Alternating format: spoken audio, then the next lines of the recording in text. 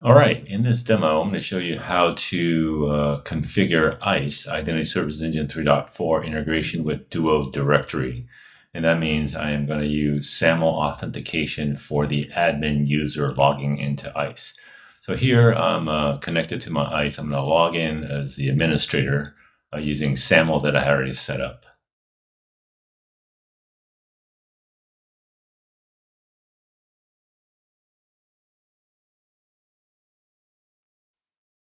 Okay, you can see that I've logged into ISE and let's see, I have a live log here. You can see that Jerry just now logged in.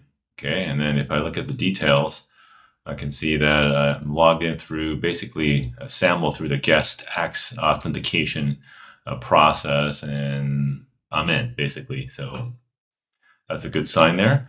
Now you can see, let's go ahead and look at how I set this up. So I also have Duo portal here in the back end here. Okay, so basically what I did was to get this working is I created an application.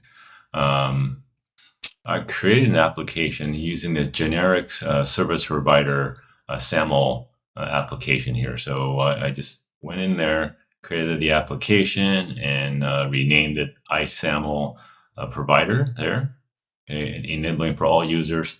And here are all the metadata, entity ID, SSO, URL, etc., that you have to download. So you can download it here. So if you download this XML file, which I already did, and then just save it to your local file, local folder there. And then we'll have to copy this or upload this over to the ICE side. Now on the ICE side here, because we're just setting up the SAML, let me go ahead and go into the Work Center, go into external device administration and external identity sources. And I go into SAML providers here. And you see I created one for Duo already. So here I created one called Duo and go into the server identity provider config. So this is the Duo side here. And then I imported a file, like for example, if I choose the file here, this is the Duo Cisco Duo IDP data that I downloaded from the Duo portal file, and I uploaded it into here. Okay, so I'm not going to do it because I already pulled it in. So I upload it in here, and you'll see that file populate, gets uploaded, and this entry will show up here. Okay, and then on the service provider side here, there's really not much to do. You can export this XML file here because they'll have to copy some configs from here over to the Duo side. So you can export this file, and actually I already did that as well. I had exported this file, the ISSP file here. And if I open this up, I have it in a Word doc here, right here. Okay, so this is the file that I'm exporting from ICE that I need to configure in Duo. And you'll need two fields, and I'll show you in a second here. You'll need two fields that specifically here down in the Duo side for the application portal for the service provider. You need the entity ID, which I copied from the file that I down right here, and the entity ID is over here on the top line. Okay, and then also you'll need the assertion consumer service URL, and it's actually down here at the bottom as well. It's a wrap here. Assertion consumer binding, and it's HTTPS, and it wraps around to here. That's my setup in my lab here. ICE Seattle, and that's the whole string .action. So you kind of cut and paste that into, let's minimize this, into here, okay, to fill out from the ICE side. So you make the connection between the two here, okay? So Once that is done, keep moving on down here for everything could be default for the SAML response. Changes to name ID format unspecified, and then change the name ID attribute to username because we're going to authenticate the user by username. By default, it shows by email, but we're going to go by username here. And if you keep moving on down here, looking ahead here, is that we want to be able to map or exchange attributes from Duo over to ISE. So I created an attribute or variable attribute called groups. And for that groups attribute, there's different groups. There's an ISE Admin group, which has one user in here.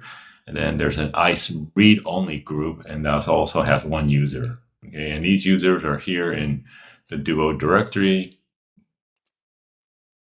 I just created two groups. Right here, there's an ISE admin group, and I put Jerry in here. And if I put in, and then for the ISE read-only, I made it active, and I put Tom in here. Okay, so the group name matters. You just got to make sure these group names match up here. Okay, so I'm going to go back to my application, to this ISE application. So it's back down right here. So I created that. So this is what's going to get exchanged with ISE here.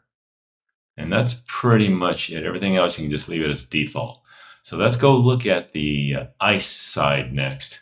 On the ISE side, there's a couple of things. So we already created, we already exchanged the metadata file from the identity provider. That's the Duo side. We just sent this information over to the Duo side.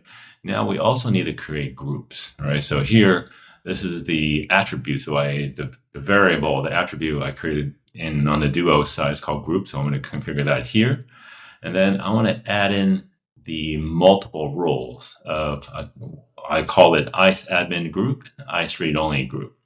Now these groups are already created here by default in the role-based access control in ISE. So if I go to ISE admin access, and for the authentication, you will have to change, and the authentication method change the authentication base over to SAML Duo.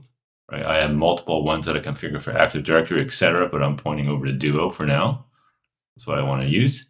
Okay, and then for the authorization, if you look at the RBAC policy here, you'll see these are the default RBAC role-based access control roles, right? If you're a super admin, then you get the super admin access profile and read-only.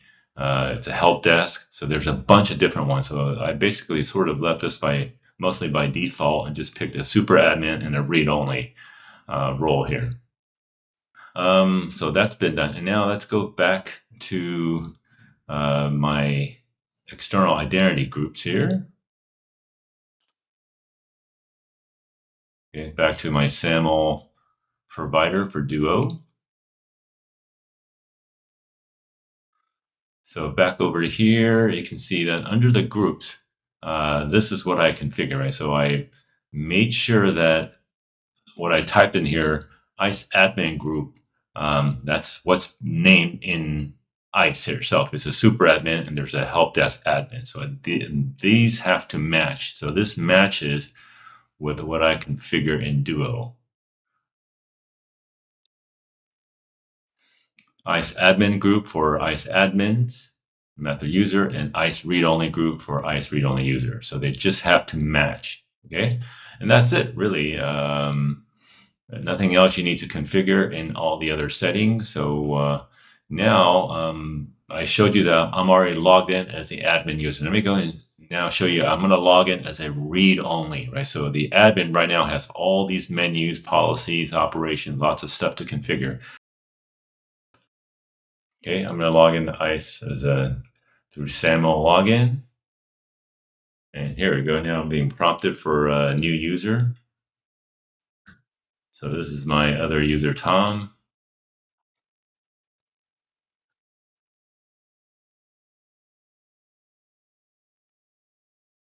There you go. I am now logged in. So you can see the menus here is different than the menus here because I have less menus on the right-hand side because I'm a read-only admin.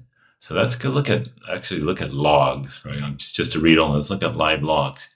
You can see that I just logged in as Tom, and then earlier, I don't know, maybe 10 minutes ago, I logged in as Jerry on the left-hand side with full admin access. Okay, so Tom here, and I can look at the logs of I logged in as Tom through the guest access portal, and I am in. Okay, so hopefully that gives you an idea of how SAML authentication through Duo works with ISE. Thanks for watching.